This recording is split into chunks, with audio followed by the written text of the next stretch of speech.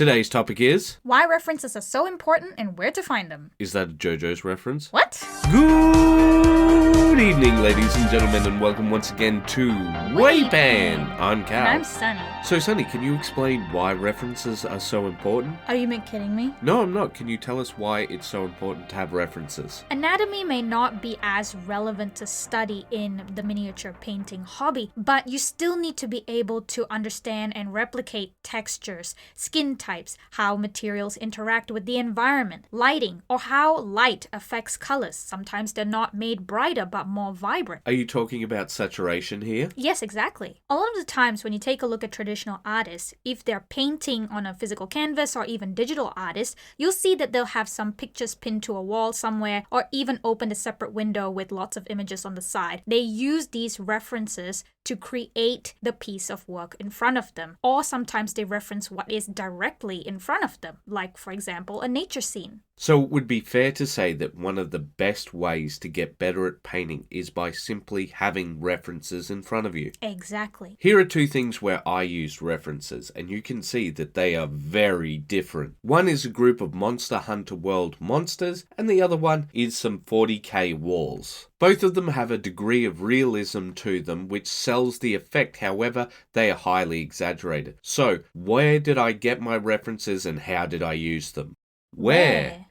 I like to use platforms like Pinterest and YouTube. YouTube is great for visually seeing three-dimensional views of how something is done, and Pinterest is great because it helps curate art and art references all in one place, which makes it better than just a regular Google search. And with Pinterest, if you're searching a specific topic or a specific artwork and reference, you'll actually start receiving emails with similar types of artworks, and that helps you to gather references without you trying to fumble over things, because you might take a look at an email and go, hey, that actually looks relevant to me, and you can pin them. We actually got emails for Dark Angels related searches well after we had done the Dark Angel episode, and I thought to myself, with a lot of these, I wish I had these images before. However, I think that one of the most important things which helps with finding references is something that a lot of people got made fun of for, which is general knowledge, or having deep knowledge in a variety of subjects. As an example, looking for skin tones on Google is very helpful, but typing in Pantone skin tones will help so much more. Pantone did an exhibition on skin tones, and instead of giving them names, they actually gave them numbers. Why this is important is because just go onto Google and search olive skin tone. There will be so many different types of olive. I don't think that's very helpful. And start getting used to making friends with this word, glossary. I vaguely know what a glossary is, but why is that important? The reason why a glossary is important is the reason why I got good references for Monster Hunter World. I found the game files for each of those monsters. And more importantly, somebody who had taken images of those game files. So it was just the monster. It wasn't them in the world. It was just that creature. And it also really helped to have different angles of the same creature as well. Yes, but I also got references for the characters, which really helped a lot. And the way that I did that was by searching skins. Now, for all of you who play video games, you'd think, of course you search skins. But, Sunny, what would have you searched? Probably would have searched character art. Maybe even costumes or character design? Searching for skins allowed me to find a video where it had the character rotate around, and I got to see all of the views that I wanted of that character, as well as alpha, beta, and beta plus versions of the design. So in short, what you're saying is having more knowledge of something gives you better understanding of keywords that gives you better results. You're 100% spot on. However, that doesn't mean that you need to have that knowledge. Like I said, get familiar with that term, glossary. That is the magic cheat code that allows you to skip the fact that you know nothing about this subject. Alright, I think that's enough about the where. Let's move on to how.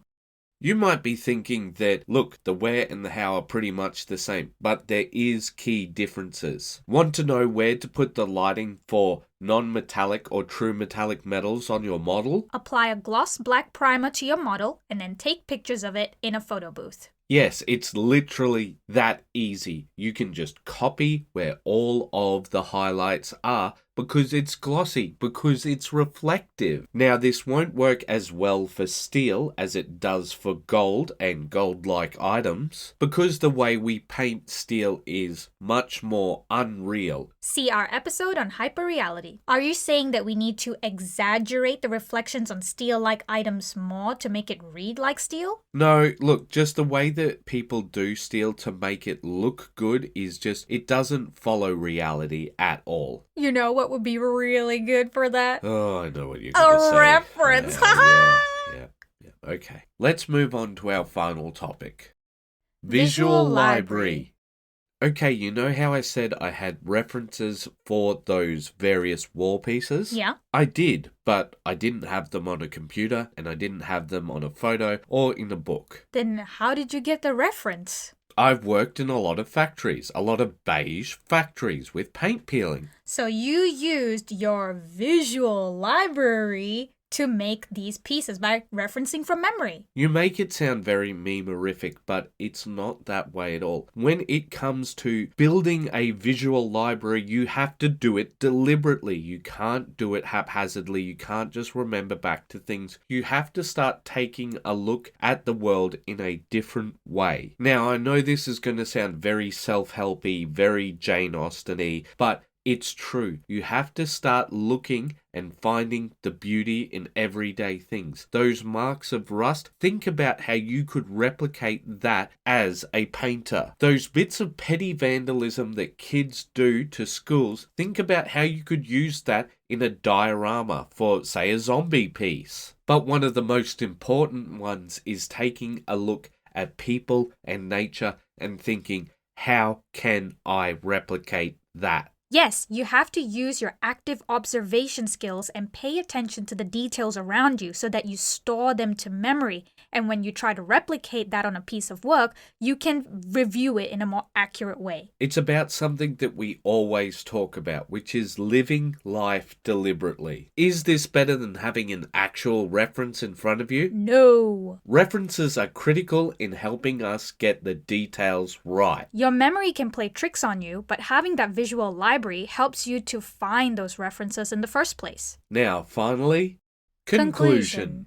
1. Why are references important? It helps you focus on the details and make sure you get it right. Where can you find references? Pinterest and YouTube are the easiest, but you can use all sorts of media. Books, magazines, photos. And what's the word they've got to get used to? Glossary. And why? Because that helps you find keywords in searching for better results. And before I forget, remember that the Warhammer store will help you find references for Warhammer stuff. You mean the web store with the 360 view of the models? Yeah, that one. 3. How to take reference pictures. Taking pictures of your model with a gloss prime over it allows you to see exactly where the reflections fall for creating metallic effects. Taking work in progress pictures is helpful for tracking your progress and also creates your own line of references for future projects. So in other words, photograph your own models and often. Yes. Finally, 4. What is a visual library? Visual library are references that you pay attention to in real life and store them to memory. By looking at things as an artist instead of passively observing. Is there anything we've missed? There is one thing. Keep those brushes wet. Bye-bye.